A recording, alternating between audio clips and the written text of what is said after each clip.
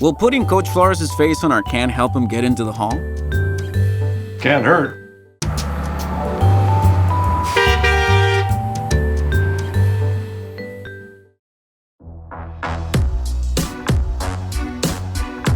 You're listening to Upon Further Review, presented by Coors Light on the official Raiders Podcast Network. Here's your host, Eddie Paskal. Raider Nation, what is going on? Eddie Paskal and Engineer Jim back. Spoiler alert, before we even get rolling, I can confirm that we are back in the building. We are back at the facility. And this facility is so new to us. It's still so shiny and exciting. I don't even know what the address is. Like I used to say, back in the olden days, for those of you who've been riding with us for a while, I'd be like, back in the Beat Lab at 1220 Harbor Bay Parkway. I don't even know what the address to this place is. If I had to pick mail up here, I wouldn't know how to get in, put the map quest in or whatever. But we're here. We're excited. We are fired up. And thank you for joining us for another episode of Upon Further Review, brought to you by the good folks at Coors Light. And guys, I'm excited because we're in the building. The energy here is incredible. The building, like I said, is gorgeous, and I cannot wait for all of you to get a chance to come down here when everything is safe and just bask in its majesty. So I'm excited about that. I really am. But I'm not excited for two reasons today. Reason number one, my partner in crime, the great Kyle Cannon Booby Cartwright Martin, unable to join us again. You heard from him last night, which was a very pleasant surprise, but he is back on assignment. What that assignment is, he has not really told any of us, but he's on assignment, so you're stuck with me again for the next, let's call it 20, 25 minutes. Another thing that I'm not overly enthused about, but I'm going to end on a positive note. I'm going to do my best. The one thing that I'm not overly enthused about, but we are going to get to a place where we're feeling good, guys. We have to talk about the Raiders' defense. Now, last week when we did this show, we talked about the offense. And by and large, it was a pretty positive conversation. We were excited about the future of this offense. We looked at it. We looked at the offense in 2020 objectively, statistically, whatever metric you want to use, a top 10 offense. So we felt good. Now, we had some questions headed into 2021 naturally. We had some things that were on our mind. But by and large, we felt pretty good about what we saw. Now, there was certainly room for improvement, no doubt about that. When you're an 8-8 team and you're left out of the playoffs, there is 100% room to get better. But today, we strike a more somber tone. Because, ladies and gentlemen, we know what the Raiders' defense was like in 2020. And frankly, it was not good enough. There were moments throughout this season, and it breaks my heart because there were more moments than you and I would like. But there were a lot of moments where we just were left kind of scratching our head like, how is this happening? How is this possible? Because when we looked at the talent coming into the season, we knew there was going to be a bit of a learning curve because by and large, this defense was a young group. They were guys that were still trying to figure their way out in the NFL. They were guys that were on the upswing. And really, I think that this defense is on the upswing, and we'll get to that in a little bit. But we felt like, all right, there's going to be a time where they're going to get their feet under them, but then it's going to click. And we got to figure out a way to keep the ship afloat until it clicks. And unfortunately, it didn't click in 2020. And we saw glimpses of what it could be in 2020. We saw quarters, we saw halves, we saw drives, but we never saw from week 1 to week 17, we never saw a complete, full 60-minute effort. And it was a bummer, man, and it bummed us out. Because you look back at the season, and yes, the season ended in a suboptimal way. Not great. But you look back at it, and you're like, all right, 8-8, certainly not the goal. Let's not sugarcoat that. Certainly not the goal, but an improvement over 2019. And you got to feel like, all right, you're a few plays away, granted some pretty big plays, but you're a few plays away from being 9-7, 10-6. Dare I even say 11-5. But you felt like you were just a few plays away from really, really, really being in contention. Well, I mean, let's be fair. They were in contention most of the season, the Raiders, statistically speaking, in terms of the playoffs. But really being in there and really getting a chance to show who you could be last year. And, right or wrong, and we'll talk about this as we go throughout the evening, I should say, because one thing doesn't change, guys. We've been back at we were at the Raider Nation radio studios the past, 2.5 months, whatever it was, and we would always record at night. And it was kind of a running bit between Kyle and I where I like to go to bed early. I'm an early riser, but I got to go to bed early. And I was like, we're pushing my bedtime. So one thing I promise you will not change. Well, at least this week. It'll change next week. But to keep us transitioning into this new normal for us, we're recording at night. So it's actually kind of eerie in a cool way, where I'm sitting here in our brand new beautiful audio studio, our podcast room. Our friend Alexander's behind the glass, unfortunately listening to me ramble, but there's really no one else here. We got security and all those types of folks making sure everything's on the up and up. Shout out Security Bob one time. But it's really just us in this colossal castle of a facility. So it's kind of cool, kind of funky. But like I said, we'll hopefully be going back to normal time sooner than later. But when you look at this defense now, there's things that have to get better. There are things that absolutely must be better in 2021 if this team is going to make any noise. And as we talked about last week, the offense, you feel good about it. You trust John Gruden, you trust his staff, you trust Derek Carr and Josh Jacobs in that big offensive line. And yeah, there's questions that are going to come up in between now and the start of the regular season, but you trust that they're going to get worked out and they're going to be ready to rock. Defensively, we have questions. And now the man tasked with answering, perhaps not all, but most of those questions will be new defensive coordinator Gus Bradley. And Gus was introduced, as we record this on a Wednesday night, was introduced on Tuesday. Yeah, he was introduced yesterday. And he is going to be the guy that is going to have to figure out a way to make this work. Philosophically, personnel-wise, and I'm not saying that he's going to have control over the personnel on defense, but you guys get what I'm saying. Whoever Mayock and Gruden deliver to him, he's going to have to figure out a way to get the most out of those guys. But one of the biggest questions, and it's one of the immediate questions, because we're going to have a lot of questions in between now and week one, but the most immediate question, the question that's at the top of mind right now, what do you do with your free agents? So here's the list of guys that are going to be unrestricted free agents when the league year starts in, was it end of March, something like that. And I'll begin, and you guys know I love alphabetical order so much, so we're just going to begin with the B's. So once again, the list of upcoming free agents for your 2021 Las Vegas Raiders: Vic Beasley, Malik Collins, Jonathan Hankins, Eric Harris, Nevin Lawson, Tack McKinley, Raekwon McMillan, Nicholas Morrow, Chris Smith, Kyle Wilbur, and Daryl Worley. And the team also has 2 exclusive rights free agents. That would be Dallin Levitt and Kendall Vickers. So they technically fall in a different tier than the guys at the top of that list. And so that's a big list.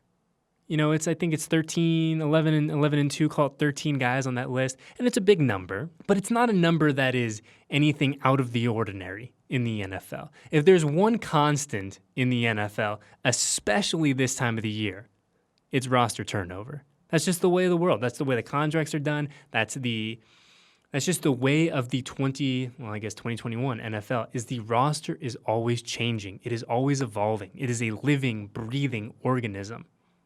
And so you have guys like Mike Mayock who make their money on trying to manipulate that roster and put together the best roster they possibly can headed into week one. And so the question for me now is if you say, Eddie, who are you bringing back from that list next season? And I'm looking at the list, and there's 3, 4, maybe 5 guys that at first glance I'm saying, hey, let's bring him back. If the value is right, I like what he adds to this team. But if you say you only get one, the guy that I'm going to go with, and it might be surprising to some of you, but for those of you who really watch this team, who ride with us from week 1 to week 17, good, bad, ugly, somewhere in between, everything in between, I should say, it won't surprise you. So the guy that I'm going to go with, as one guy that I would love to see back in silver and black in 2021 and hopefully beyond, is linebacker Nicholas Morrow. Nicholas, an undrafted guy way back when. Was it 3 years ago, 4 years ago? I mean, to be fair, what is time in this COVID reality that we're living in? But a guy who's just gotten better and better and better. A guy who started primarily as a special teams guy, then works his way into defensive rotation, and really, there is an argument that you could make, and I think it would be a convincing argument, that says Nicholas Morrow was the best linebacker on the 2020 Raiders. All due respect to Corey Littleton, who likely has more talent, more natural ability, and he's a big-time free agent that we brought in last offseason. No disrespect to him, but I think from week 1 to week 17, Nicholas Morrow was the best linebacker on this team. And I was talking to our friend Jesse Merrick from News 3 LV out here a few weeks ago. I was talking to him about Nicholas, and I said that, look, guys like Nicholas Morrow might not be the flashiest guys, right? They aren't going to have 10 sacks and lead the team in tackles and yada, yada, yada.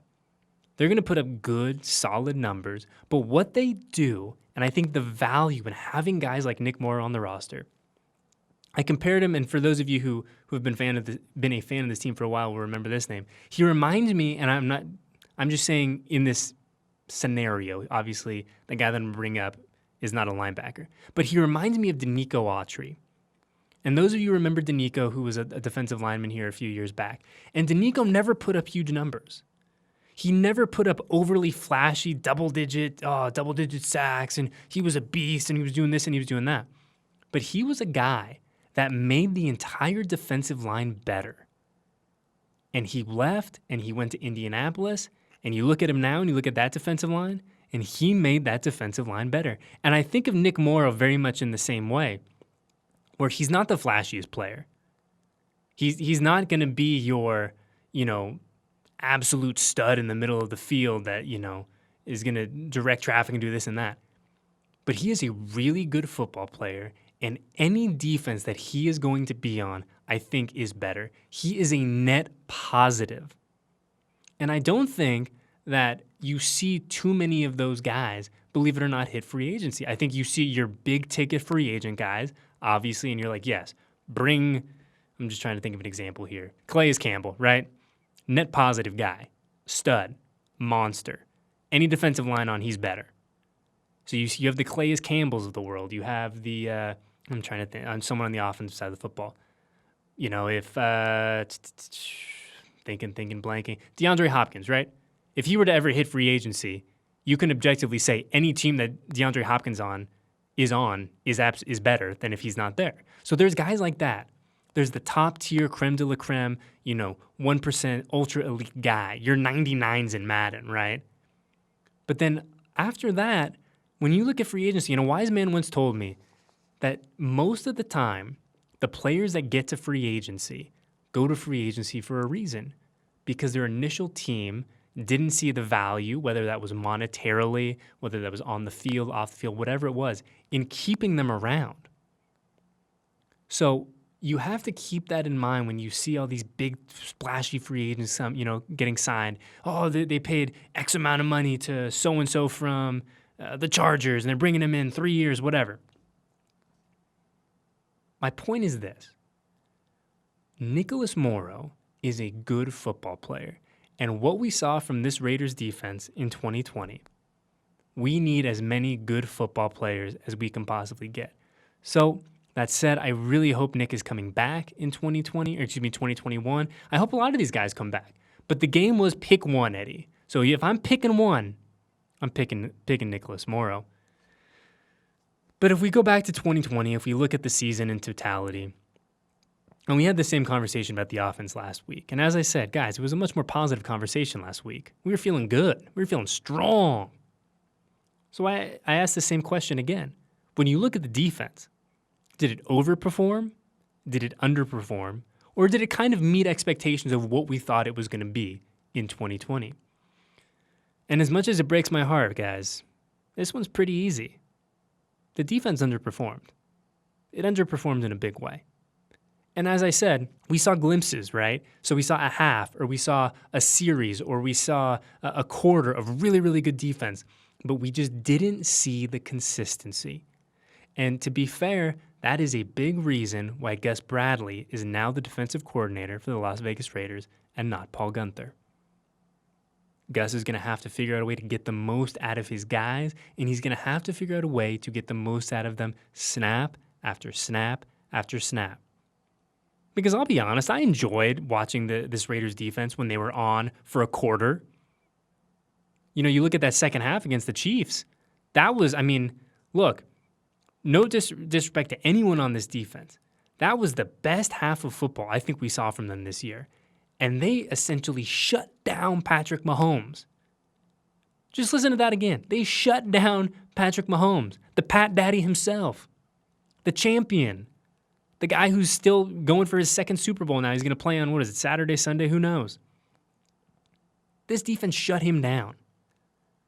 But unfortunately, the momentum was not able to carry over. We did not see that for the rest of 2020. We saw bits and pieces of it, but we didn't see it for a full 60 minutes. And it was disappointing. It was really, really disappointing because it teased us. The Raiders defense teased us in 2020, where they showed us, hey guys, this is what we can be, but we're not going to show you it all the time. And the frustration was there, and, the obvious one was the inability to stop the big play. And I don't need to go down that dark spiral for you guys on a beautiful January day whenever this comes out. We know the issues they had, especially in end-of-game situations, giving up big, colossal plays that ultimately ended in L's for the silver and black. It wasn't good. It was not good. The pass rush, once again, unfortunately, was a little too inconsistent, I think, for everyone's liking.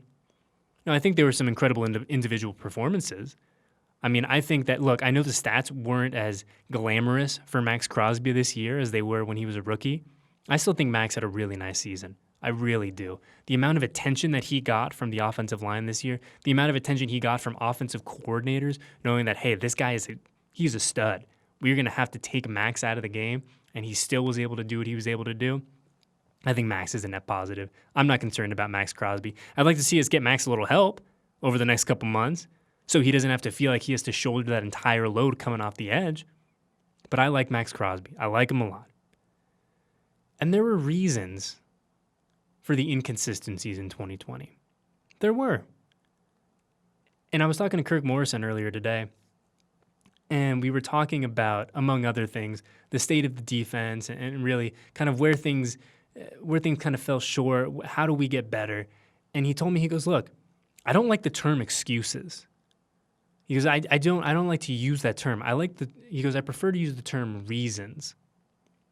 And that kind of stuck with me because Coach Gruden oftentimes would say throughout this year, he goes, I'm not here to make excuses. And I really did feel like he did a good job of not doing that. What he did was just laid out the facts. And Kyle and I have talked about this a bunch, where at some point, as much as you want to be a fan, you have to live in a world of reality. As my dad would say, you have to live in a world of what's so. Shout out Matt Walks, because I know he loves when I drop that line. You have to live in a world of what's so. And the reality for the 2020 Raiders defense is they dealt with a lot.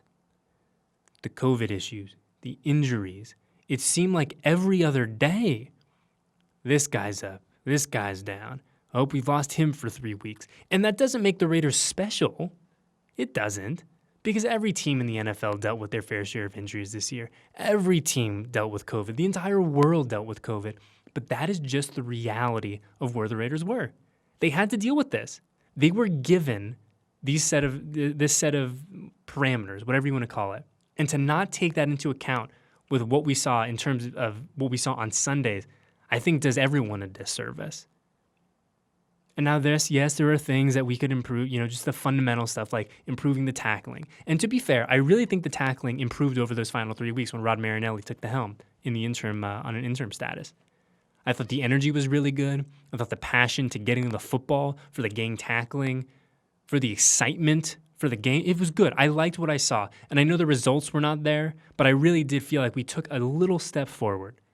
And granted, it was not a giant leap, but it was a good step forward. So we have questions still. We have two questions. Geez, we have a lot more than two questions. We have questions. But I told you guys I would try to bring this positive, and here I go. I feel good about where we're at for numerous reasons. I like Gus Bradley. I think Gus Bradley, 10 out of 10 hire. home run hire, grand slam hire, insert sports cliche hire here. Good. I like that. I think he's going to infuse a nice energy into this team. He is just, in our very brief time hearing from Coach Bradley, an abundantly positive guy, a high-energy guy. And I think that's what you need in defensive coordinator. You need someone to rally the troops. You need someone who's ready to go run through a wall for you.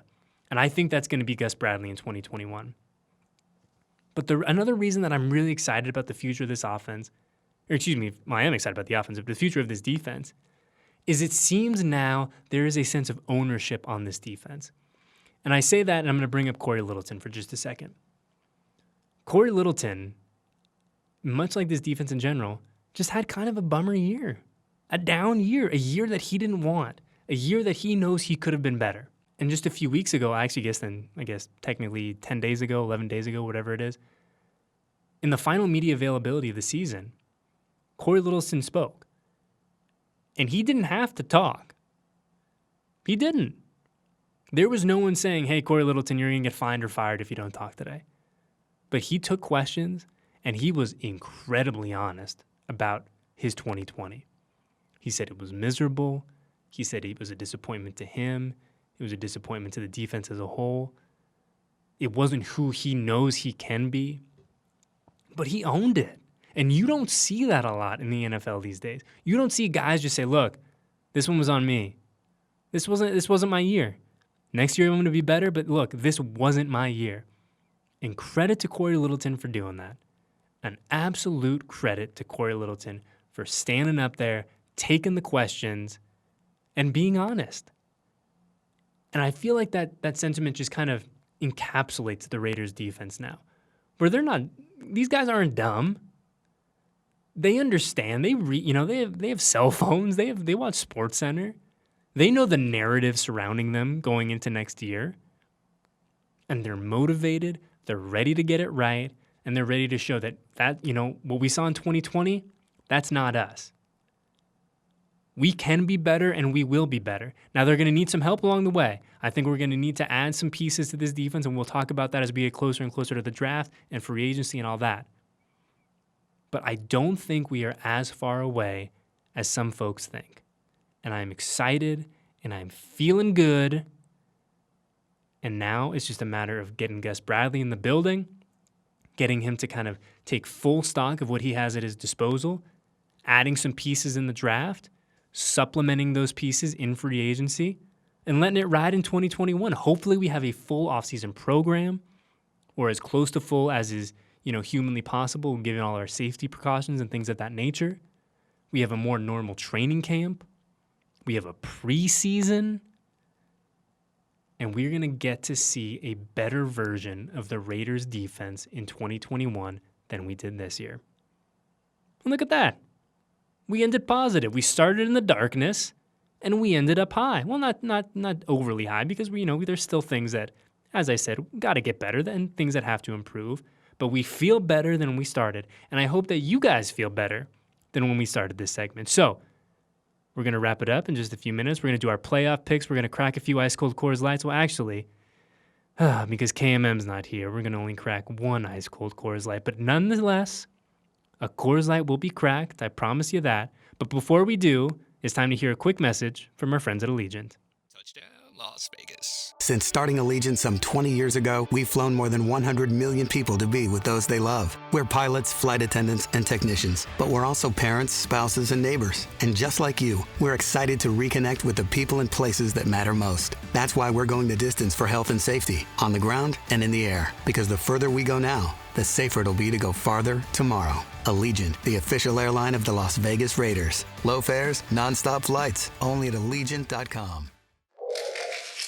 And a big shout out to our friends at Allegiant. So as promised, we're going to just go through our playoff picks real quick, crack an ice cold Coors Light, and hit the dusty trail. So if I look back to my picks last week, I believe I only missed one.